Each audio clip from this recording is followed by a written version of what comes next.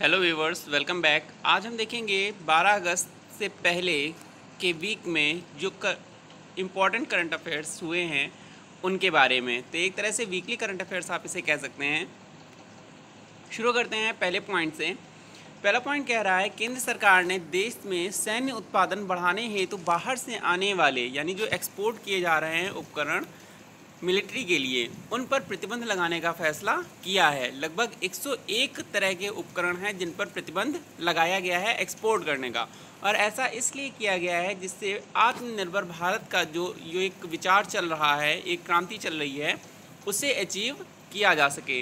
रक्षा मंत्री जी के कुछ बड़े ऐलान हुए हैं, जिनमें से पहला है 101 विदेशी रक्षा उत्पादों के आयात पर रोक। आत्मनिर्भर भारत के लिए स्वदेशी उत्पादों को बढ़ावा दिया जाएगा। घरेलू रक्षा उद्योग को 4 लाख करोड़ का कॉन्ट्रैक्ट भी दिया गया है इसके लिए, और भविष्य में अन्य रक्षा उत्पादों पर भी लग सकती है रोक। इस वित्त वर्ष में यानी 2020 से 21 वित्त वर्ष में 52,000 करोड़ रुपए का अलग से बजट है इसके लिए। अगले वित्त वर्ष में आयात के बजट का अलग बंटवारा किया जाएगा। सेना से विचार विमर्श के बाद यह फैसला लिया गया है। केंद्र सरकार ने 101 रक्षा उपकरणों के विदेश से आयात पर रोक लगाने का फैसला किया है। अब ये रक्षा उपकरण आत्मनिर्भर भारत योजना के तहत देश में ही बनाए जाएंगे।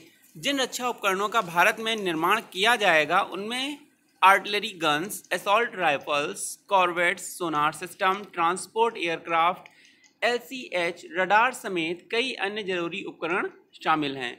रक्षा मंत्री जी ने कहा है कि प्रधानमंत्री नरेंद्र मोदी जी आत्मनिर्भर भारत की अवधारणा दिए हैं, जो कि 5 स्तंभों economy, infrastructure, system and geography और डिमांड को बेस बनाकर पूरा किया जा सकता है। इसके बाद अगला पॉइंट कह रहा है, ICC ने 2021 T20 विश्व कप मेजबानी निम्न में से किस देश को सौंपी है? तो आप लोगों से ही समझ गए होंगे, ICC men's T20 world cup 2021 India को और 2022 जो है वो ऑस्ट्रेलिया को मेजबानी सौंपी गई है। कोरोना वायरस के कारण इस साल अक्टूबर में ऑस्ट्रेलिया में होने वाला T20 विश्व कप 1 साल के लिए टल गया है। वही अगले साल यानी 2021 में होने वाला T20 वर्ल्ड कप भारत में ही होगा। न्यूजीलैंड में अगले साल से होने वाले ICC महिला क्रिकेट विश्व कप 2021 को कोरोना वायरस महामारी के कारण फरवरी-मार्च 2022 तक के लिए स्थगित कर दिया गया है। साथ ही पुरुष T20 विश्व कप को लेकर भी अहम फैसले लिए गए हैं। साल 2021 में होने वाले T20 विश्व कप अब भारत में ही होगा, जबकि 2022 में टूर्नामेंट में मेज़बानी ऑस्ट्रेलिया करेगा। सिंपल सा आपको बस इतना याद रखना है, 2021 इंडिया और 2022 में Australia ICC men's T20 world cup का होस्ट करेंगे। इसके बाद नेक्स्ट क्वेश्चन कह रहा है, प्रधानमंत्री नरेंद्र मोदी जी ने 8 अगस्त 2020 को राष्ट्रीय स्वच्छता केंद्र का उद्घाटन निम्न में से किस शहर में किया है? तो राष्ट्रीय स्वच्छता केंद्र का उद्घाटन किया गया है देश की राजधानी दिल्ली में। प्रधानमंत्री नरेंद्र मोदी जी ने राष्ट्रीय राजधानी दिल्ली में स्वच्छ भारत अभियान के तहत बनाए गए राष्ट्रीय स्वच्छता केंद्र का उद्घाटन किया। राष्ट्रीय स्वच्छता केंद्र के उद्घाटन के मौके पर प्रधानमंत्री मोदी जी ने बच्चों से संवाद किया, बातचीत की और उन्हें स्वच्छता की लड़ाई में अपनी सेना बताया। महात्मा गांधी को समर्पित राष्ट्रीय स्वच्छता केंद्र की प्रधानमंत्री जी ने सबसे पहले घोषणा 10 अप्रैल 2017 को गांधी जी के चंपारण सत्याग्रह के 100 वर्ष पूरे होने के मौके पर की थी। लेकिन अगर आप NCERT क्लास 10 देखोगे तो चंपारण सत्याग्रह 2016 में इसके 100 वर्ष पूरे हुए थे। 1916 में चंपारण सत्याग्रह और 1917 में खेड़ा और 1918 में अहमदाबाद सत्याग्रह।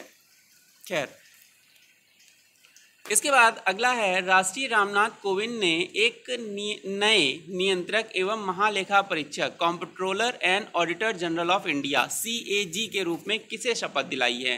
तो यह शपथ दिलाई गई है, आप इमेज में देख सकते हैं, गिरीश चंद्र मुर्मू जी को बनाया गया है नया CAG भारत का। जम्मू कश्मीर के पूर्व उप राज्यपाल गिरीश चंद्र मुर्मू को राष्ट्रपति भवन के नियंत्रक एवं महालेखा परीक्षक पद की शपथ दिलाई गई है। शपथ लेने के साथ ही उन्होंने अपना कार्यभार भी संभाल लिया। इस नियुक्ति से एक दिन पहले ही राष्ट्रपति रामनाथ कोविंद जी ने जम्मू कश्मीर के पहले उपराज्यपाल के रूप में तैनात जीसी मुर्मू का इस्तीफा स्वीकार किया था। गिरीश चंद्र मुर्मू जी जो हैं वो 1985 बैच के गुजरात कैडर के IAS रहे हैं। गिरीश चंद्र मुर्मू जी CAG के तौर पर कार्यकाल जो है इनका वो 20 नवंबर 2024 तक रहेगा, यानी लगभग अगले 4 साल से अधिक। अगला प्रश्न कह रहा है किस राज्य के कोझिकोड में एयर इंडिया के विमान हादसे में 2 पायलट सहित लगभग 18 लोगों की मृत्यु हो गई है। तो यह तो पूरे न्यूज़ चैनल पर था, यह आपको पता होगा, बहुत सिंपल क्वेश्चन है। केरल में जो अतिरिक्त नॉलेज है इसके बारे में वो हम देखते हैं। दुबई से आ रहे एयर इंडिया के विमान केरल के कोझिकोड एयरपोर्ट पर हादसे का शिकार हो गया। भारी बारिश के चलते रनवे पर पानी भरा था और लैंडिंग के समय विमान फिसलकर लगभग 50 फीट गहरी खाई में जा गिरा। हादसे में 2 पायलट समेत 18 लोगों की मौत हो गई। विमान में चालक दल के सदस्यों समेत 190 लोग सवार थे। केरल के मुख्यमंत्री पिनरई विजयन जी ने विमान हादसे में मारे गए प्रत्येक यात्री के परिजनों को 10 लाख रुपए का मुआवजा देने की घोषणा की है। इंपॉर्टेंट है, याद रखिएगा, केरल के मुख्यमंत्री कौन है? पिनरई विजयन जी। इसके बाद अगला क्वेश्चन कह रहा है संघ लोक सेवा आयोग का नया अध्यक्ष निम्न में से किसे चुना गया है? UPSC का नया chairman, union public service commission, ये IAS वगैरह की एग्जाम्स कराते हैं, ठीक है। इसका नया चेयरमैन चुना गया है प्रोफेसर प्रदीप कुमार जोशी जी को, जैसा कि आप इमेज में देख पा रहे हैं। पूरी न्यूज़ क्या कह रही है? संघ लोक सेवा आयोग के नए अध्यक्ष प्रदीप कुमार जोशी जी का कार्यकाल 4 अप्रैल 2022 तक रहेगा, यानी कि लगभग अगले 2 वर्ष तक। जोशी जी 12 मई 2015 को संघ लोक सेवा आयोग UPSC के सदस्य बने थे। उन्हें UPSC के निवर्तमान अध्यक्ष अरविंद सक्सेना ने पद और गोपनीयता की शपथ दिलाई है। संघ लोक सेवा आयोग देश के नौकरशाहों और राजनयिकों का चयन, डिप्लोमेट्स का चयन करने के लिए सिविल सेवा परीक्षा आयोजित कराता है। जोशी जी जो हैं इससे पहले छत्तीसगढ़ और मध्य प्रदेश के लोक सेवा आयोग दोनों के अध्यक्ष भी रह चुके हैं, ठीक है। इसके बाद अगला न्यूज़ कह रहा है हाल ही में किस राज्य ने अगले सत्र से यानी 2021-22 से खुद का शिक्षा बोर्ड बनाने की घोषणा की है? मनीष सिसोदिया जी का अगर इंटरव्यू देखा होगा आपने नई शिक्षा नीति के बाद, तो वो काफ़ी खुश नहीं थे इससे। उन्होंने काफ़ी कमियां भी गिनाई थी नई शिक्षा नीति की, और इसी के चलते मुख्यमंत्री अरविंद केजरीवाल जी और मनीष सिसोदिया जी ने दिल्ली का खुद का नया शिक्षा बोर्ड बनाने का फैसला लिया है अगले सत्र से। पूरी न्यूज़ क्या कह रही है? दिल्ली के शिक्षा व उप मुख्यमंत्री मनीष सिसोदिया जी ने कहा है कि अगले सत्र से दिल्ली का अपना शिक्षा बोर्ड काम करने लगेगा। दिल्ली सरकार ने पिछले महीने राज्य शिक्षा बोर्ड के गठन और पाठ्यक्रम सुधारों के लिए योजना एवं रूपरेखा तैयार करने के लिए 2 समितियों का गठन भी किया था। दिल्ली का शिक्षा बोर्ड पूरे साल सतत मूल्यांकन वाली व्यवस्था पर काम करेगा। यह सभी कक्षा के बच्चों के लिए होगा, ठीक है। इसके बाद नेक्स्ट है हमारा, प्रधानमंत्री नरेंद्र मोदी जी ने हाल ही में वीडियो कॉन्फ्रेंसिंग के जरिए कृषि अवसंरचना कोष एग्रीकल्चरल इंफ्रास्ट्रक्चरल फंड के तहत कितने लाख करोड़ रुपए का वित्त पोषण सुविधा लॉन्च किया है? तो सेंट्रल गवर्नमेंट ने जो है 1 लाख करोड़ रुपए का एग्री इंफ्रास्ट्रक्चर फंड लॉन्च किया है। केंद्र सरकार ने 1 लाख करोड़ रुपए की वित्त पोषण सुविधा शुरू कर किसानों को राहत देने का प्रयास किया है। प्रधानमंत्री मोदी जी ने किसान निधि योजना, PM किसान निधि योजना के तहत जो पैसा भेजा जाता है उसकी 6ठी किस्त जारी की है। केंद्र सरकार ने कोरोना के कहर के बीच किसानों को बड़ी राहत दी है। इस योजना की अवधि वित्त वर्ष 2020 से 2029 होगी, यानी लगभग 10 साल। इसी कार्यक्रम के दौरान प्रधानमंत्री जी ने लगभग 8.5 करोड़ किसानों को 17,000 करोड़ रुपए की PM किसान योजना के तहत 6ठी किस्त भी जारी की है। अगला पॉइंट कह रहा है श्रीलंका में निम्न में से किसने 4थी बार देश के प्रधानमंत्री के रूप में शपथ ली है? तो आप इमेज देखकर ही जान गए होंगे, महिंद्रा राजपक्षे जी जो श्रीलंका के प्रधानमंत्री थे वही इस बार फिर से भारी बहुमत से विजयी हुए हैं।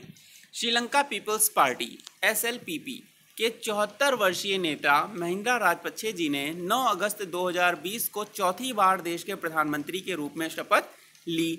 महिंदा राजपक्षे जी के छोटे भाई और श्रीलंका के राष्ट्रपति गोतबाया राजपक्षे ने उन्हें प्रधानमंत्री पद की शपथ दिलाई। यहाँ पर भी हमें परिवारवाद देखने को मिल रहा है।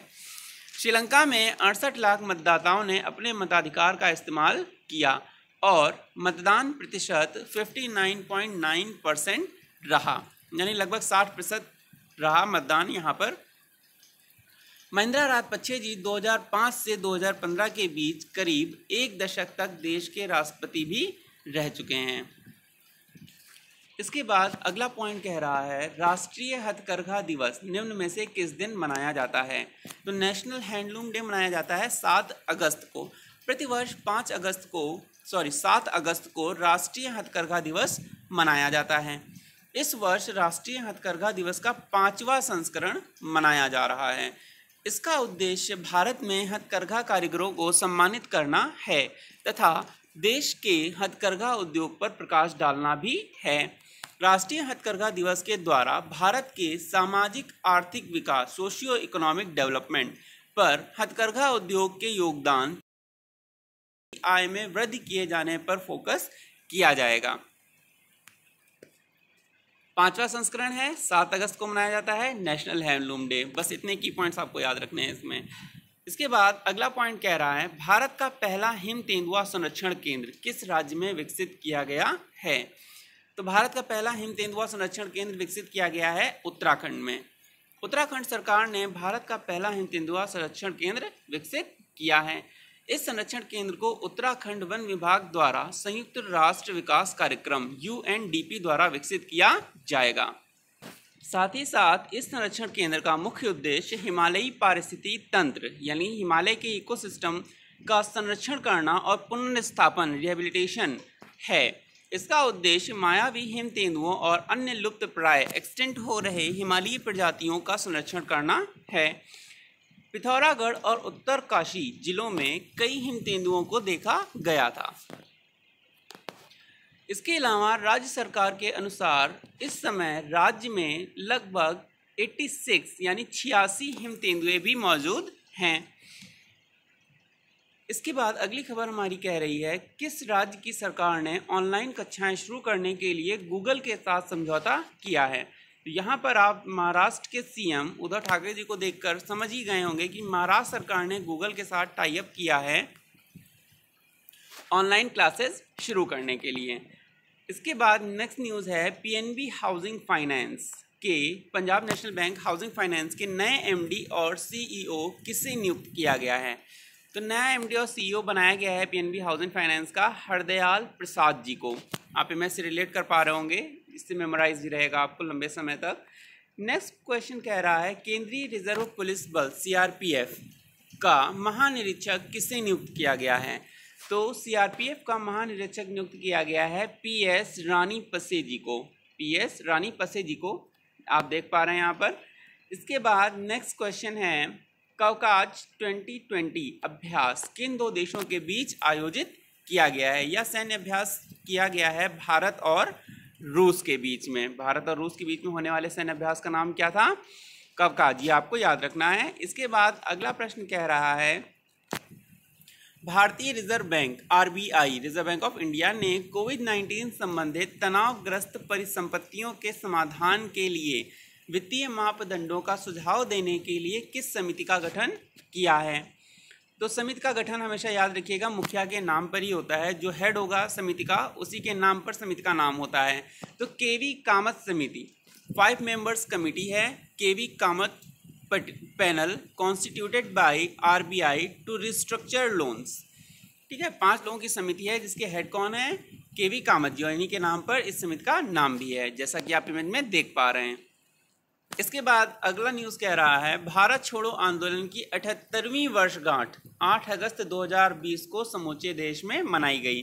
क्विट इंडिया मूवमेंट 1942 में लॉन्च हुआ था, जिस समय महात्मा गांधी जी ने डू और डाई, करो या मरो का नारा भी दिया था। आपको याद होगा, ठीक है। क्रिस्प मिशन और क्विट इंडिया मूवमेंट, अगर आपने हिस्ट्री पढ़ी होगी थोड़ी सी भी। तो इसी से आपको पता चल जाएगा कि 1942 से अब तक यानी कि 78 वर्ष हो चुके हैं क्विट इंडिया मूवमेंट को लॉन्च हुए। इसके बाद नेक्स्ट क्वेश्चन है हमारा, किस राज्य या केंद्र शासित प्रदेश की सरकार ने नए इलेक्ट्रिक वाहन पॉलिसी लॉन्च की है? New electric vehicle policy launch की गई है नई दिल्ली सरकार के द्वारा। अरविंद केजरीवाल जी मुख्यमंत्री हैं, आप देख पा रहे हैं इमेज में। तो इलेक्ट्रिक वाहन पॉलिसी नई लॉन्च की गई है देश की राजधानी नई दिल्ली में। इसके बाद अगला क्वेश्चन कह रहा है, एयरटेल पेमेंट्स बैंक ने बैंक के खुदरा विक्रेताओं तथा व्यापारियों की वित्तीय सुरक्षा हेतु किस बीमा कंपनी के साथ साझेदारी की है? तो यह साझेदारी की गई है भारतीय एक्सा जनरल इंश्योरेंस के साथ में। एयरटेल पेमेंट बैंक और भारतीय एक्सा जनरल इंश्योरेंस साथ में मिलकर काम करेंगे। किस तरह से? एयरटेल पेमेंट बैंक ने बैंक के खुदरा विक्रेताओं और व्यापारियों की वित्तीय सुरक्षा को देने के लिए smart plan shop package policy की पेशकश करने के लिए भारतीय एक्सा जनरल इंश्योरेंस के साथ साझेदारी की है। जो योजना है या जो पॉलिसी है उसका नाम भी याद रखना है हमें, smart plan shop package policy. इस उत्पाद में आग संबंध खतरों और चोरी के कारण दुकान के अंदर संपत्ति को होने वाले नुकसान को कवर करके वित्तीय सुरक्षा प्रदान की जाएगी। पेमेंट बैंक आपको पता होंगे, एडवर्टाइज भी आता रहता है एयरटेल का, जहां पर आप एयरटेल पेमेंट बैंक पर तुरंत 5 मिनट में बैंक अकाउंट ओपन कर सकते हो और अपना आईडी वगैरह लॉगिन करके पैसे भी तुरंत निकाल सकते हो। तो इसीलिए ऐसी शॉप्स को सिक्योरिटी देने के लिए यह योजना लाई गई है। इसके बाद अगला क्वेश्चन कह रहा है, मुकेश अंबानी जी की अगुवाई वाली फ्यूचर ब्रांड इंडेक्स 2020 में रैंक क्या है रिलायंस इंडस्ट्रीज़ की? तो यहाँ पर आप देख सकते हैं हमने पूरी लिस्ट ही यहाँ पर मेंशन कर दी है। फ्यूचर ब्रांड इंडेक्स 2020 की लिस्ट में शामिल होने वाली टॉप 10 कंपनियों में रिलायंस का मार्केट कैप सबसे कम, ठीक है, लेकिन फिर भी रैंकिंग जो है वो दूसरे नंबर पर है। देख सकते हैं आप यहाँ पर सबसे एक रैंकिंग पर सबसे ऊपर रैंकिंग में है एप्पल, जिसकी मार्केट कैप के लिहाज से रैंकिंग भी दूसरी है, ठीक है, और मार्केट कैप आप देख सकते हैं 117.6 लाख करोड़ का है। इसके बाद माइक्रोसॉफ्ट आती है, ठीक है, जो 112.93 करोड़ के मार्केट कैप के साथ आती है। मार्केट कैप के हिसाब से बता रहे हैं, ठीक है। फ्यूचर ब्रांड ने रिलायंस को रखा है दूसरे नंबर पर, इसकी रैंकिंग 59 है, सबसे नीचे है ये, ठीक है। तीसरे नंबर पर सैमसंग, फिर Nvidia, Modi, Nike, Microsoft, ASML, और 9th पे है पेपाल और 10th पे है नेटफ्लिक्स, ठीक है। ये टॉप 10 कंपनियां हैं जो फ्यूचर ब्रांड के इंडेक्स में हैं इस साल, लेकिन मार्केट कैप के हिसाब से रिलायंस सबसे नीचे है, ये याद रखिएगा, ठीक है। पूरी खबर क्या कह रही है, मुकेश अंबानी जी के नेतृत्व वाले रिलायंस इंडस्ट्रीज को फ्यूचर ब्रांड इंडेक्स 2020 में एप्पल के बाद दूसरा सबसे बड़ा ब्रांड का दर्जा दिया गया है। यह रैंकिंग में शीर्ष 10 और दूसरे भारतीय संगठन में एकमात्र भारतीय कंपनी है, यानी भारत की एकमात्र कंपनी है जो इस रैंकिंग में है। फ्यूचर ब्रांड इंडेक्स 2020 में Samsung, Nvidia, Modi, Nike, Microsoft, ASML, PayPal और नेटफ्लिक्स को शीर्ष 10 में स्थान दिया गया है। टाटा अपने प्रौद्योगिकी व्यवसाय के लिए 65वें स्थान पर है, ठीक है। टाटा का स्थान क्या है? 65वां। इसके बाद अगली न्यूज़ कह रही है, भारतीय क्रिकेटरों की किस जोड़ी को win trend fantasy WTF sports के ग्लोबल ब्रांड एम्बेसडर के रूप में नियुक्त किया गया है? तो विन ट्रेड फैंटेसी स्पोर्ट्स के ग्लोबल ब्रांड एम्बेसडर बनाए गए हैं सुरेश रैना और हरमनप्रीत कौर जी, जैसा कि आप इमेज में देख पा रहे हैं। स्पोर्ट्स प्लेटफॉर्म WTF स्पोर्ट्स ने 2 क्रिकेटरों हरमनप्रीत कौर और सुरेश रैना जी को अपना ग्लोबल ब्रांड एम्बेसडर नियुक्त किया है। सुरेश रैना इसके स्ट्रेटेजिक पार्टनर के रूप में भी ब्रांड से जुड़ रहे हैं। यह घोषणा एक वेब सम्मेलन के माध्यम से की गई थी।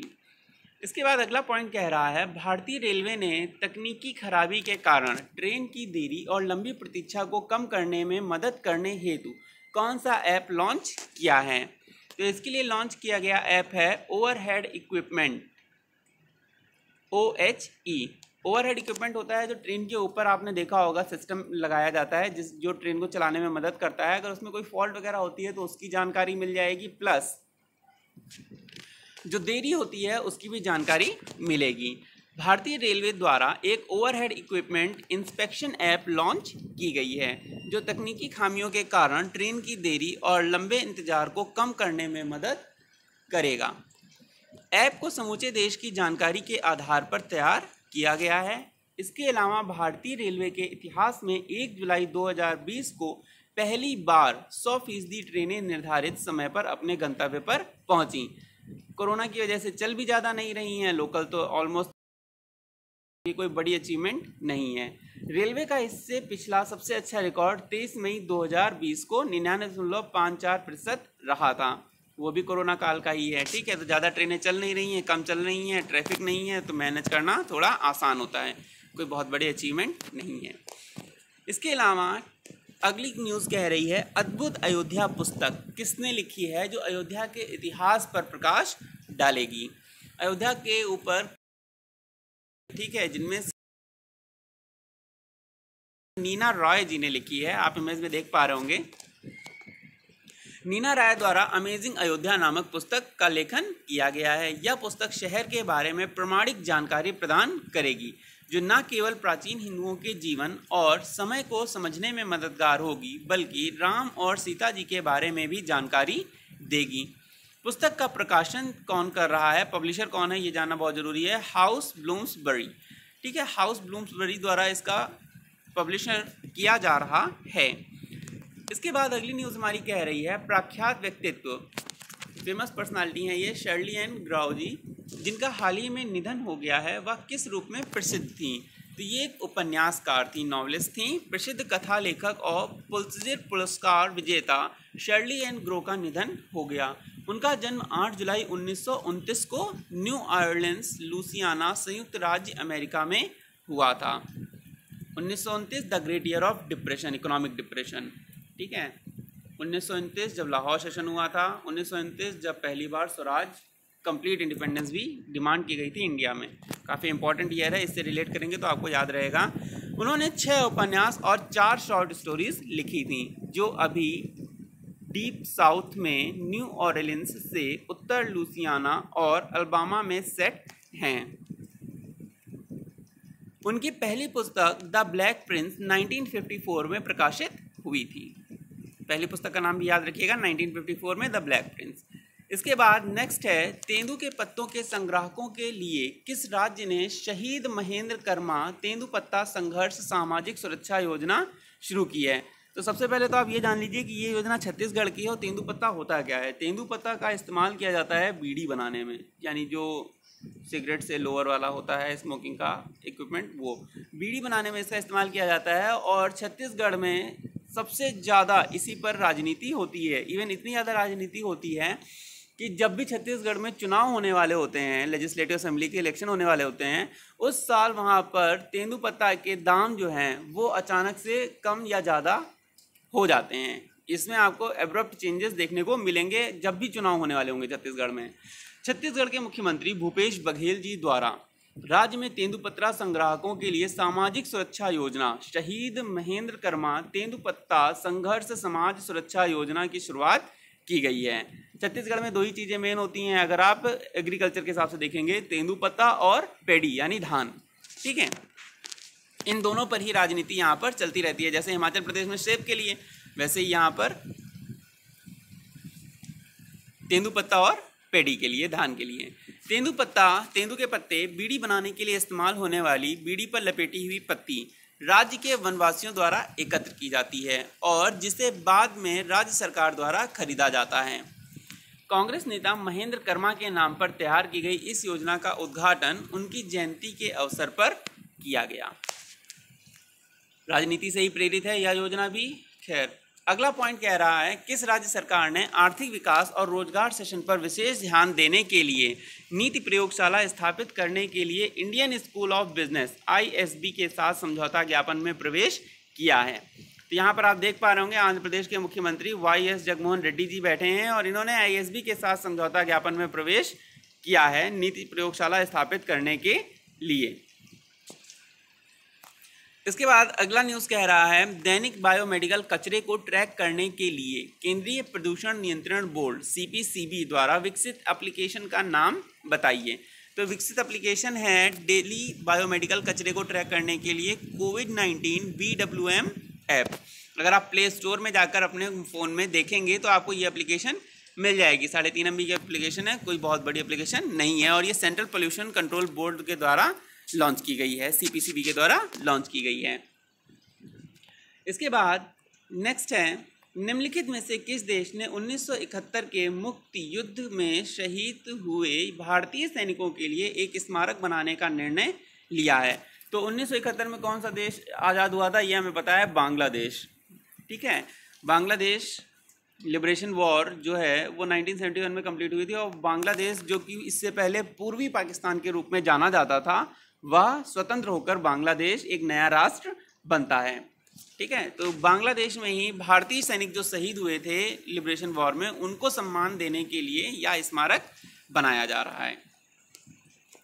इसके बाद अगला न्यूज़ कह रहा है, export import bank of India Exim bank ने देश में बिजली की आपूर्ति की गुणवत्ता में सुधार के लिए निम्नलिखित देश के लिए 250 मिलियन अमेरिकी डॉलर की लाइन ऑफ क्रेडिट LOC प्रदान की है। तो यह किस देश को प्रदान की गई है? या मोज़म्बिक को प्रदान की गई है। मोज़म्बिक हमारा अफ्रीका के ईस्ट में पड़ने वाला देश है, जो मेडागास्कर के वेस्ट में पड़ता है। ठीक है, अभी हम दिखाएंगे आपको।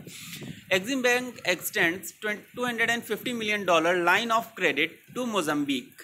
Export Import Bank of India Exim Bank on 7th August said it has extended a USD 250 million about 1870 crore. 250 million dollar कितना होगा? 250 मिलियन अमेरिकी डॉलर कितना होगा भारत की करेंसी में? लगभग 1870 करोड़ रुपए।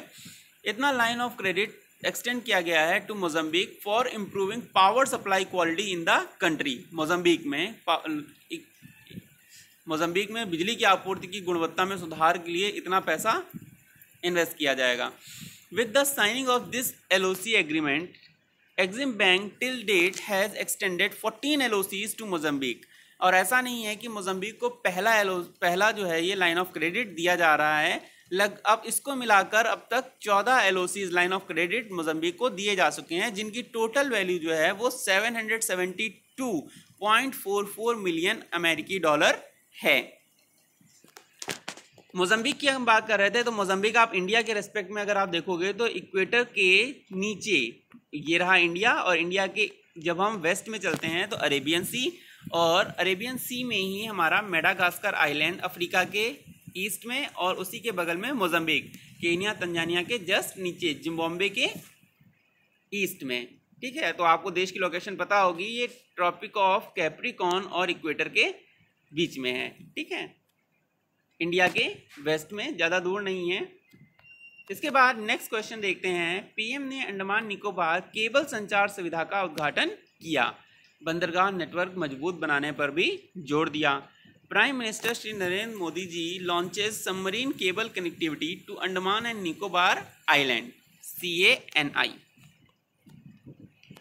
प्रधानमंत्री मोदी जी ने सोमवार को अंडमान एवं निकोबार द्वीप समूह के लिए समुद्र के नीचे बिछी ऑप्टिकल फाइबर केबल सुविधा का उद्घाटन किया। इस केबल के लगने के बाद यहां हाई स्पीड ब्रॉडबैंड कनेक्टिविटी होगी, जिससे व्यापार और पर्यटन को बढ़ावा मिलेगा। आप देख रहे हैं वर्चुअल ऑनलाइन कॉन्फ्रेंस के जरिए इसका उद्घाटन किया गया है।